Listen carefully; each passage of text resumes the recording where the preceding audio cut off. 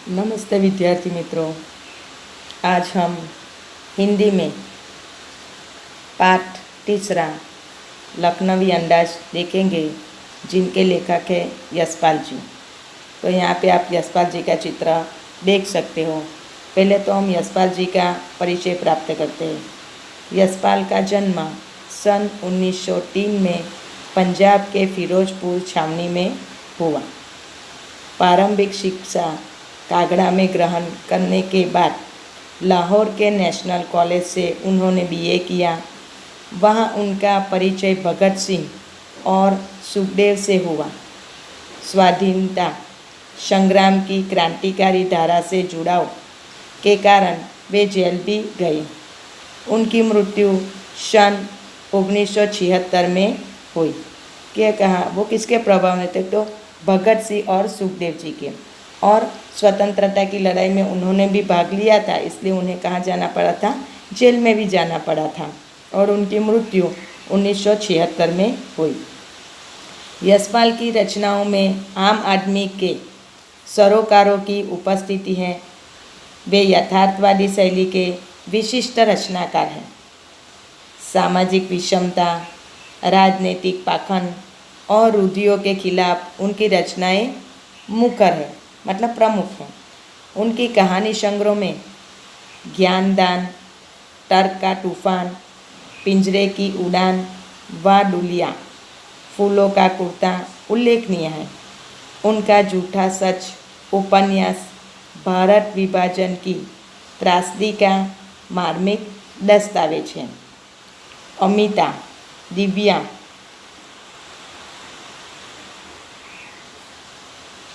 आरती, comrade, दादा comrade, मेरी तेरी उसकी बात उनके अन्य प्रमुख उपन्यास हैं। भाषा की विशेषता और सजीवता उनकी रचनागत विशेषता है। यह हम लोगों ने यशपाल जी का परिचय देखा कि उन्हें कौन से उपन्यास लिखे हैं, कौन सी उनकी प्रमुख रचनाएं हैं, वो सारी बातें हमने देखी। अब पाठ के बारे में देखेंगे। तो पाठ का नाम क्या है? लखनवी अंदाज। उसका यहाँ टूक में परिचय दिया है। यूँ तो यशपाल ने लखनवी अंदाज व्यंग यह साबित करने के लिए लिखा था कि बिना कथ्य के कहानी नहीं लिखी जा सकती। कोई चीज़ तो हो ना मित्रों, तभी उस पर हम क्या लिख सकते हैं? कहानी लिख सकते हैं। इसलिए कहा है कि बिना कथ्य के कहानी नहीं लिखी जा सकती, परंतु एक स्वतंत्र रचना के रूप में इस रचना को पढ़ा जा सकता है। यशपाल उस पतनशील सामंती वर्ग पर कटाक्ष करते हैं जो वास्तविकता से बेखबर एक बनावटी जीवन शैली का आदी है। क्या कहा? पतन मतलब जिसका नाश हो रहा हो, ऐसा। तो यहाँ पे किसकी बात की है? तो नवाब लोगों की बात की है कि नवाबों के ठाट मार थे, लेकिन कब? तो स्वतंत्रता के पहले के समय में। फिर उनकी सत्ता धीरे धीरे सरकार ने वापस ले ली। मतलब वो अब श्रीमंत वर्ग था, धनिक वर्ग था, अब धनिक नहीं रहा है। फिर भी वो क्या करते हैं? नवाब बनने की अभी भी कोशिश कर रहे हैं। तो इसलिए लेखक कहते हैं कि वो बनावटी जीवन शैली क्या कर रहे हैं? जी रहे हैं। अभी अपनी टाट माट छोड़े नहीं हैं, उसी अंदाज में वो जीते हैं। फिर चाहे उनके पास पैसा भले नहीं हो, वो वैसे तो होता ही है मित्रों, लेकिन कहने का अर्थ ऐसा है। कहना ना होगा कि आज के समय में भी ऐसी परजीवी संस्कृति को देखा जा सकता है। मतलब वो संस्कृति है नहीं है, वो संस्कृति क्या हो गई है? ख़त्म हो गई है। लेकिन आज भी लोग उसी संस्कृति में जी रहे हैं कि हम नवाब थे पहले के, इस तरह ठाट माट से रहते थे। हम पाठ पढ़ेंगे तो नवाब के बारे में सारी चीज़ें मित्रों पता चलेगी हमें। चलो तो हम आगे पाठ देखते हैं। लखनवी अंदाज। तो पहले तो यहाँ पे लेखक जा रहे हैं बाहर और ट्रेन में जा रहे हैं। तो उस ज़माने में सेकंड क्लास की टिकट ज़्यादा होती थी, तो कोई उसका टिकट नहीं लेते थे। सब दूसरे वर्ग में ही क्या करते थे? सफ़र करते थे। आज तो ट्रेन में भी पहले तो 3 क्लास होते थे, फर्स्ट क्लास, सेकंड क्लास और थर्ड क्लास। अब तो ट्रेन में भी क्या है? सेकंड क्लास और फर्स्ट क्लास होते हैं मित्रों। तो वो ट्रेन में जा रहे हैं। आप लोगों ने भी ट्रेन में सफ़र किया होगा। और आपके पास किताब हो तो आप किताब में वो चित्र भी देख सकते हैं कि सामने की ओर कौन बैठा है, नवाब बैठा है, एक और कौन बैठे हैं, लेखक बैठे हैं।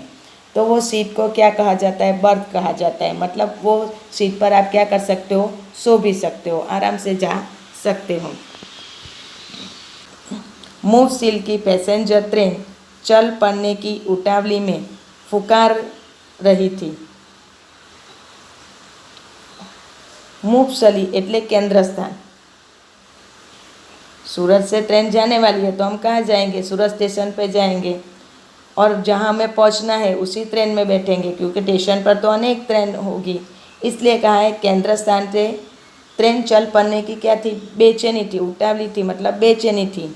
आराम से सेकंड क्लास के में जाने के लिए दाम अधिक लगते हैं। दूर तो जाना नहीं था। भीड़ से बचकर एकांत में नई कहानी के संबंध में सोच सकने और खिड़की से प्राकृतिक दृश्य देख सकने के लिए टिकट सेकंड क्लास का ही ले लिया। लेखक कह रहे हैं कि मुझे कैसे जाना है, आराम से जाना है और मैं कुछ सोच सकूं, क्योंकि हम दूसरे डब्बे में बैठेंगे, जनरल डब्बे में तो क्या होती है, बहुत भीड़ होती है, लेकिन सेकंड क्लास में कम भीड़ होती है, लेकिन उसका दाम क्या होता है, अधिक होता है। लेखक बोल रहे थे मुझे दूर तो जाना नहीं था, पास में ही जाना था, मतलब मुझे भीड़ नहीं चाहिए, एकांत चाहिए और मैं वहाँ पे क्या कर सकूँ, नई कहानी के बारे में सोच सकूँ। और खिड़की से, खिड़की तो हमें भी मित्रों पसंद है ना, खिड़की की जगह मिल जाती है तो फिर कोई छोड़ता नहीं है, चाहे वो बड़ा व्यक्ति हो या छोटा बच्चा हो, सभी को खिड़की का मोह होता है। तो खिड़की में से आराम से प्राकृतिक दृश्यों को वो क्या कर सके, देख सके। इसलिए उन्होंने टिकट लिया, लेकिन कैसा लिया, सेकंड क्लास का लिया। गाड़ी छूट रही थी। सेकंड क्लास के एक छोटे डिब्बे को खाली समझकर जरा दौड़कर उसमें चढ़ गए। गाड़ी चल पड़ी थी और सेकंड क्लास का एक डब्बा उन्हें क्या लगा, खाली लगा, तो वो दौड़कर क्या कर गए, गाड़ी में चढ़ गए। अनुमान के प्रतिकूल डिब्बा निर्जन नहीं था। निर्जन नहीं था मतलब कोई ना कोई वहाँ पर था। कवि का कहने का मतलब था कि डब्बे में कोई था। एक बर्थ पर लखनऊ की नवाबी नस्ल के एक सफ़ेद कोट सज्जन बहुत सुविधा से पलाठी मारे बैठे थे। एक बर्थ पर, मैंने कहा ना बर्थ मतलब बैठने की और आप सो सके ऐसी सीट। वहाँ पे कौन बैठा था, कोई लखनवी नवाब नस्ल का, એટલે मतलब नवाब बैठे हुए थे। उनके कपड़े से उन्होंने अनुमान लगाया, कैसे कपड़े पहने थे, तो कि सफ़ेद कलर के कपड़े पहने हुए थे और पलाठी लगाकर बैठे हुए थे। सामने 2 ताजे चिकने खीरे तौलिया पर रखे थे। उनके पास तौलिया था, उसके ऊपर क्या रखे थे, खीरे। खीरे तो आपने खाए होंगे ना मित्रों। डिब्बे में हमारे सहसा कूद जाने से स्वजन की आंखों में एकांत चिंतन में विघ्न का असंतोष दिखाई दिया। कोई हमारे डिब्बे में, हम शांति से, निर्जन है तो खाली है, तो कोई हमारे डिब्बे में आ जाए। लेखक भी ऐसा ही सोच रहे थे कि मैं अकेला जाऊंगा डिब्बे में तो मैं कोई कहानी के बारे में सोच सकूंगा। तो ये नवाब भी, मैं अकेला बैठ रहा हूँ, सेकंड क्लास में जाऊंगा, वो भी ऐसा सोच रहे होंगे शायद। तो उनको वो अच्छा नहीं लगा। कैसे पता चला, कई बार व्यक्ति के चेहरे में क्या कर देते हैं, बहुत सारी चीज़ें बता देते हैं कि हमारा आना उनको पसंद है कि नहीं पसंद है।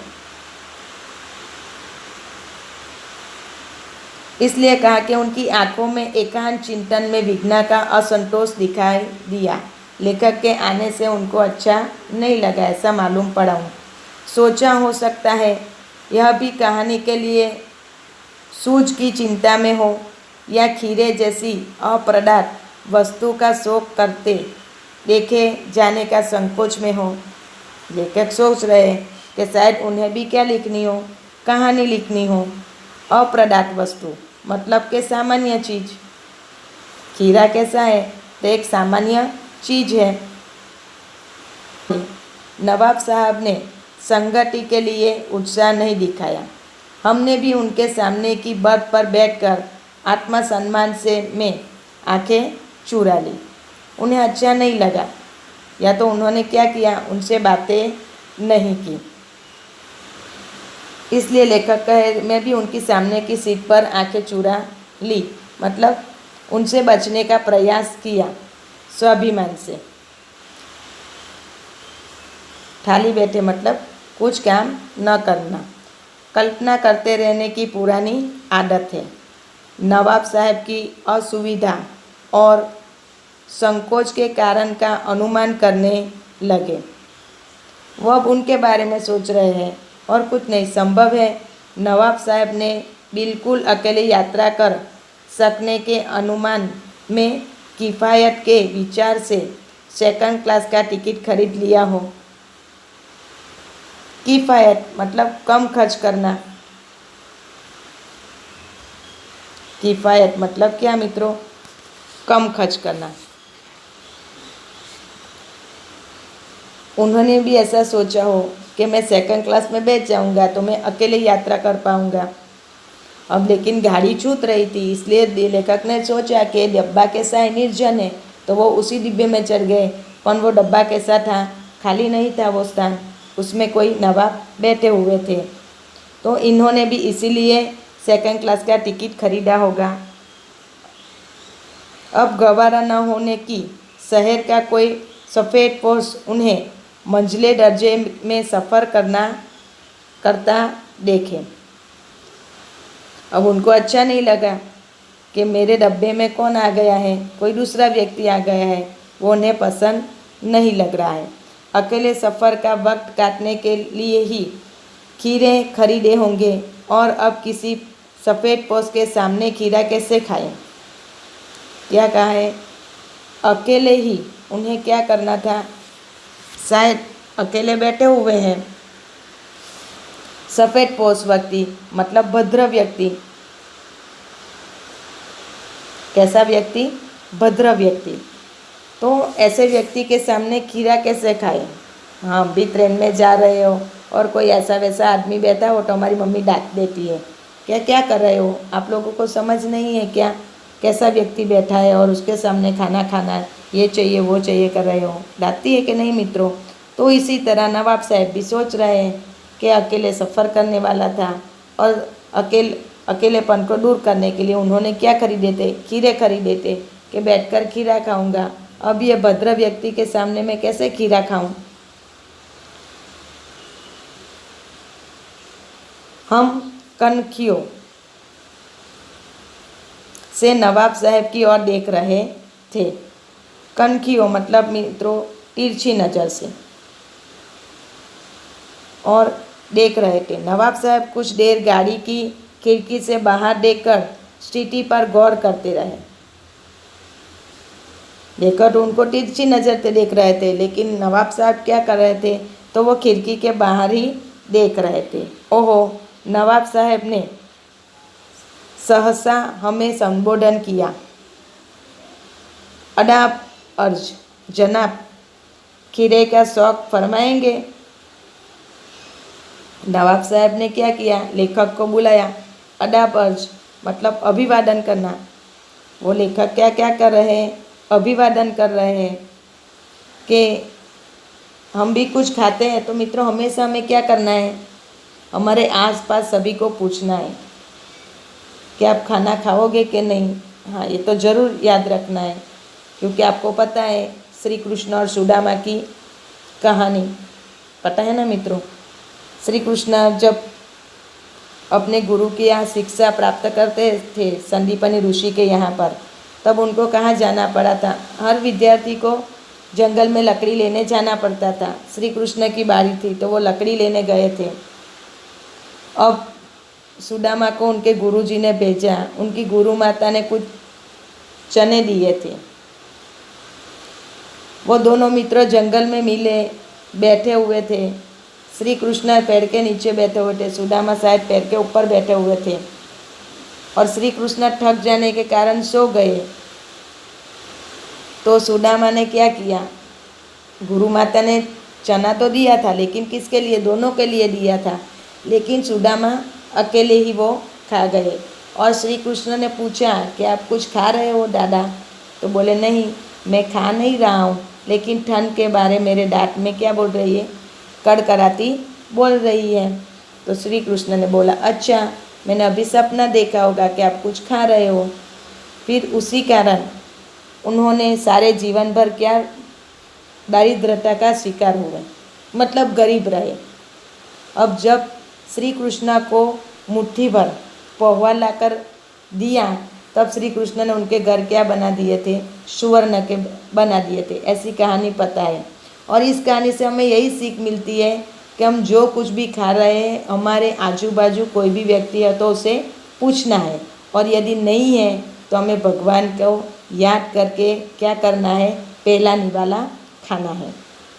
तो इसीलिए नवाब साहब ने क्या किया, अभिवादन करना और उनसे पूछा कि आप जनाब खीरे का शौक़ फरमाएंगे, आप खीरा खाएंगे, आपको खीरे खाने का शौक़ है क्या?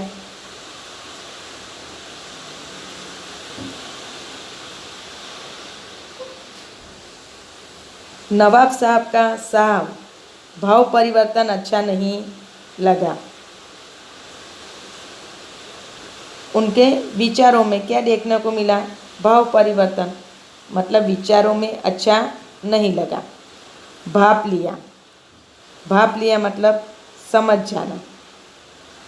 आप शराफत का गुमान बनाए रखने के लिए हमें भी मामूली लोगों की हरकत में लठर लेना चाहते हैं। लठर लेना चाहते हैं मतलब शामिल करना, ज़बरदस्ती शामिल करना। जनाब दिया, शुक्रिया, किबला शोक फरमाइए, किबला शोक फरमाइए मतलब किबला मतलब आप। लेखक ने मना किया, कोई व्यक्ति हमें बोल रहा है कि आप खा सकते हैं, तो सामने वाले व्यक्ति का आंसर क्या होता है मित्रों, नहीं होता है। तो नवाब साहब के विचारों में जो परिवर्तन आया वो लेखक ने समझ लिया और उन्होंने पूछा। अब हमारे सामने बैठा है व्यक्ति, उनको मन में तो नहीं था कि वो पूछे, लेकिन उन्होंने क्या किया, ज़बरदस्ती शामिल करना चाहते थे, लेकिन लेखक ने भी मना कर दिया कि नहीं, आप खाइए। नवाब साहब ने फिर एक पल खिड़की से बाहर देखकर गौर किया और दृढ़ निश्चय से खीरे के नीचे रखता तौलिया झाड़कर सामने बिछा दिया, अपने पैरों पे रख दिया। आप चित्र में देख सकते हो मित्रों कि नवाब साहब ने क्या, खिड़की के बाहर देखकर गौर किया और फिर क्या किया, खीरे के नीचे रखा तौलिया झाड़कर सामने बिछा दिया। सीट के नीचे से लोटा उठाकर दोनों खीरे को खिड़की के बाहर धोया और तौलिए से पोंछ लिया। जेब से चाकू निकाला, दोनों खीरे के सिर काटे और उन्हें गोदकर झाग निकाला। हाँ, आपकी मम्मी खीरा काटती है तो देखना, ऊपर से थोड़ा सा काटेगी और उस पे से झाग निकालेगी।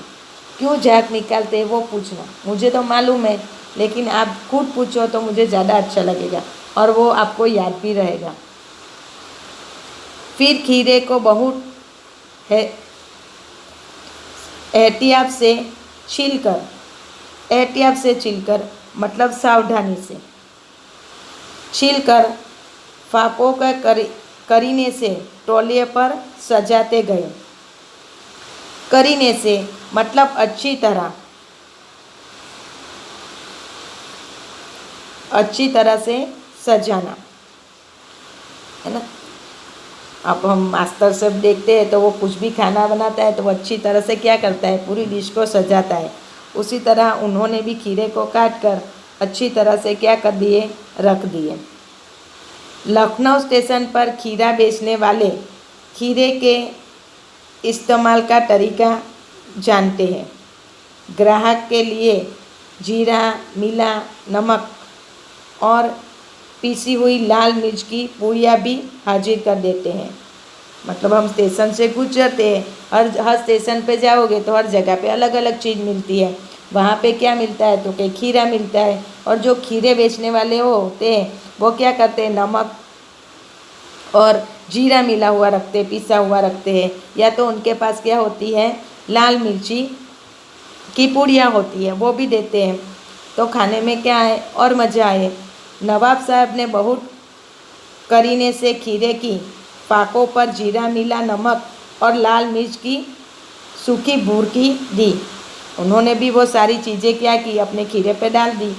उनके प्रत्येक भाव भंगिमा और जड़बों के स्फुरन से स्पष्ट था कि इस प्रक्रिया में उनका मुख खीरे के रसास्वाद की कल्पना से पालवित हो रहा था। पालवित मतलब मुंह में पानी आना। जैसे हम पानी पूरी खाते हैं तो कैसे मुंह में पानी आ जाते हैं। बुरकी मतलब छिड़कना, बुरक दी मतलब छिड़कना। भावभंगिमा मतलब चेहरे के बदलते स्वरूप, है ना। हमारे चेहरे के स्वरूप बदलते हैं। कोई अच्छी चीज़ होती है तो हमारी मुंह में पानी आ जाता है, कब खाए उसे। उसी तरह नवाब जी का भी ऐसा ही लग रहा था कि वो उसे कब खाएंगे। हम कनखियों से देखकर सोच रहे थे, मियाँ रईस बनते हैं, लेकिन लोगों की नज़रों से बच सकने के ख्याल में अपनी असलियत पर उतर आए हैं। कनखियों, मैंने आगे भी बताया, तिरछी नज़र। लेखक क्या कर रहे हैं, तिरछी नज़र से देख रहे हैं। और मियाँ क्या कर रहे हैं, जो नवाब हैं वो रईस मतलब धनिक बनने की कोशिश कर रहे हैं और लोगों की नज़रों में क्या बनना चाहते हैं, अच्छा बनना चाहते हैं, लेकिन उनकी असलियत पर उतर आए हैं। मतलब कि नवाबी रही नहीं है, फिर भी नवाबी दिखाना वो क्या कर नहीं रहे, छोड़ नहीं रहे। अब सचमुच में वो नवाबी दिखाएंगे। तो हम वो नवाबी जब दिखाएंगे वो हम दूसरे विभाग में देखेंगे मित्रों।